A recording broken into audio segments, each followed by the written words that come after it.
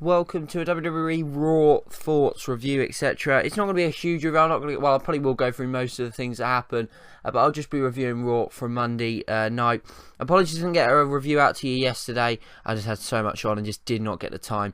But wow, it was the Raw after WrestleMania. The crowd's always extraordinary, and this was one of the best crowds I think we've ever had in a Raw after WrestleMania. There was the chant, "The New Day sucks." John Cena's theme song, "John Cena sucks." That was hilarious. That reminded me of the Royal Rumble.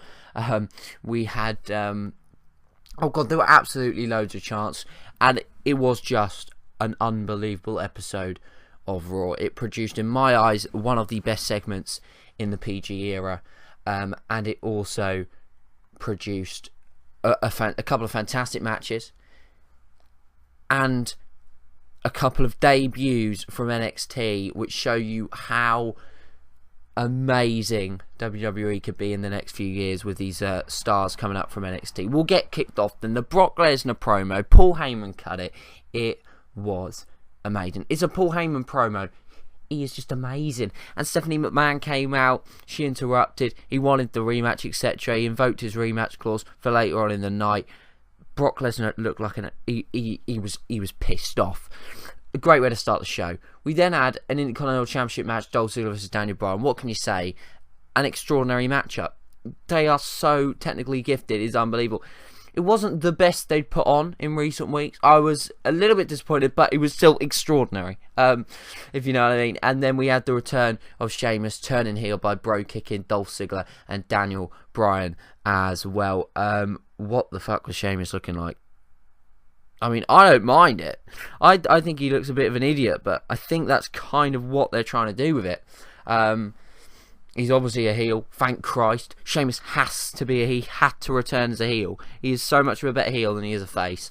Finally, he's a heel again, and you would expect him to go for this Intercontinental Championship match. A late video that I'll probably be uploading tomorrow will be some predictions that I've got for Extreme Rules, some predictions on matches, what I think they should do, what I think they will do, etc. But that'll be a video tomorrow. But yeah, what a great way to start Raw. And literally, we then had to close out the first hour, the Lucha Dragons making their Monday Night Raw debut, and the New Day versus the Ascension, Tyson Kidd and Cesaro. And this was essentially NXT.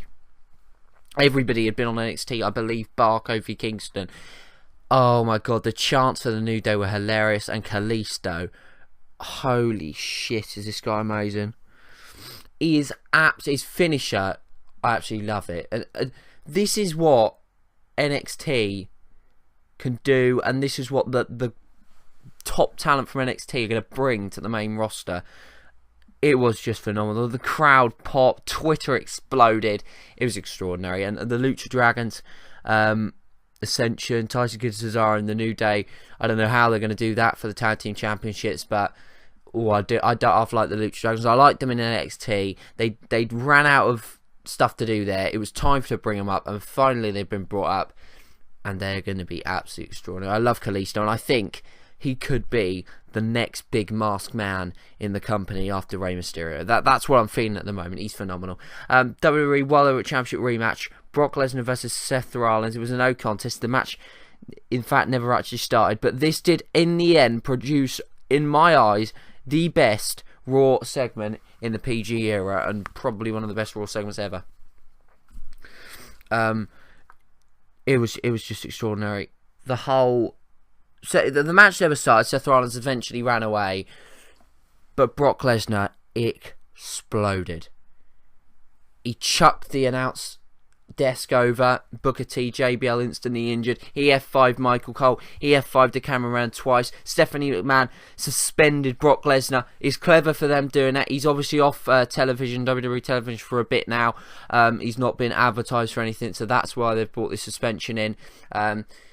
Find him as well. The Stephanie McMahon promo backstage after was just extraordinary, and you felt watching it like you in the Attitude Era. It was phenomenal. Brock Lesnar looked like a beast.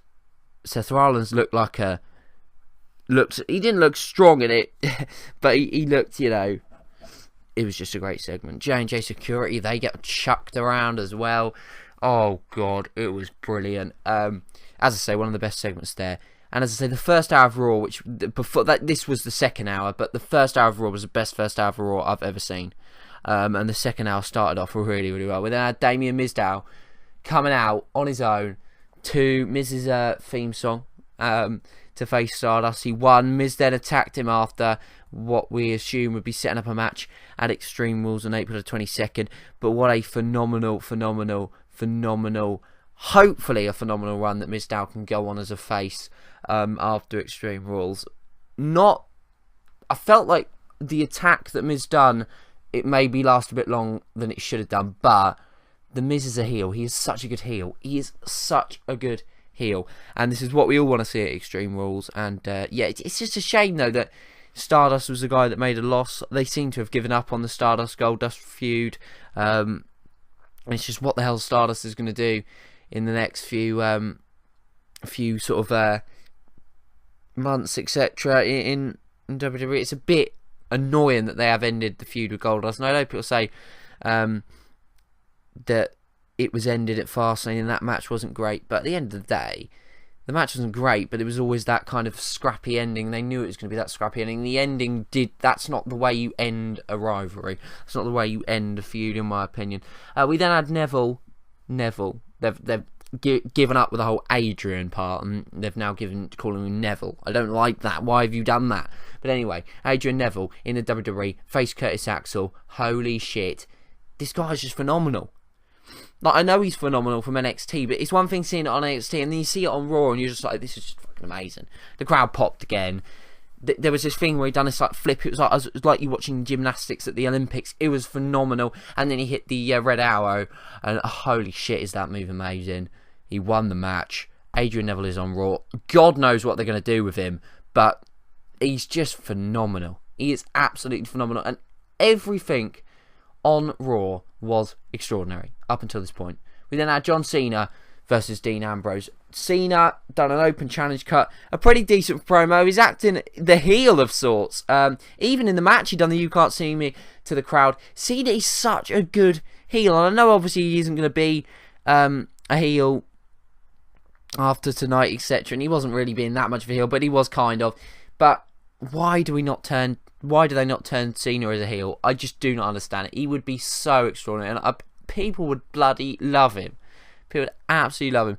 But yeah, Dean Ambrose accepted the open challenge. No, Rusev didn't, which you would again expect starts a match at Extreme Rules. But it was the Lunatic Fringe, Dean Ambrose, and by God was this the match of the night. It beat, in my opinion, Dean Ambrose, Dolph Ziggler, and Daniel Bryan. This match was bloody brilliant. Dean Ambrose put him in the STF. Cena, attitude adjustment, kicked out Dean Ambrose. He put him in the STF. He got to the ropes. Cena kicked out of Dirty Deeds. It was just phenomenal. Cena won in the end. But, wow. Dean Ambrose looked good. Cena looked good. And the prestige of these championships, the Intercontinental Championship and the United States Championships, with John Cena and Daniel Bryan holding them, is going to be such a great improvement. And they are going to become championships that mean something. And if we see matches like this on Raw and SmackDown, nobody's going to complain about Cena and Bryan holding on to the titles, or certainly Cena. But AJ Lee, Paige, and Naomi versus the Bella Twins and Natalya. 13 minutes. 13 minutes the Divas got in this matchup. And they've done a decent job, to say the least. It was a match that I was into. It was a match that most people, I think, enjoyed it. It didn't flop. They got the chance. They done well.